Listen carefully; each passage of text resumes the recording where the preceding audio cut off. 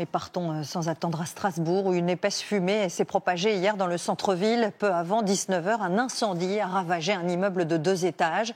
Les habitants ont tenté de s'enfuir par tous les moyens. L'un d'eux est décédé, 14 ont été hospitalisés. Et les enquêteurs étudient plusieurs pistes. Elias Hassani et Elisa Vaudelet sur place. La peur et l'angoisse sur ces vidéos amateurs, relayées en nombre sur les réseaux sociaux. Il est 18h40 hier lorsqu'un incendie se déclare dans ce quartier populaire de Strasbourg. Les habitants rencontrés dans la soirée sont bouleversés. C'est émouvant ce qui s'est passé. Il y avait des enfants, des familles. Il ne voulait pas sauter. Et à la fin, on l'a dit, mais tu vas rester mourir. À la fin, il a sauté, nous on l'a attrapé.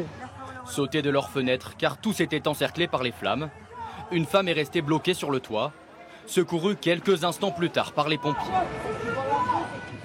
Bilan, un mort, un homme handicapé âgé d'une 50aine d'années, 14 personnes blessées, parmi lesquelles 2 enfants.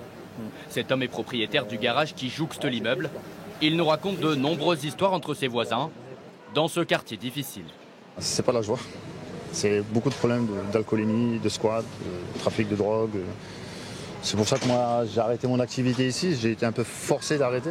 Ce matin, les habitants ne peuvent que constater les dégâts. Si certains se posent la question de la piste accidentelle. On ne sait pas non plus de quoi ça provient. Est-ce que c'est une cigarette? Est-ce que c'est une bougie? On ne sait pas. C'est un peu incompréhensible parce que c'est quand même en pleine journée. Peut-être que la personne elle a fait quelque chose, je ne sais pas, ou elle a mis le feu accidentellement.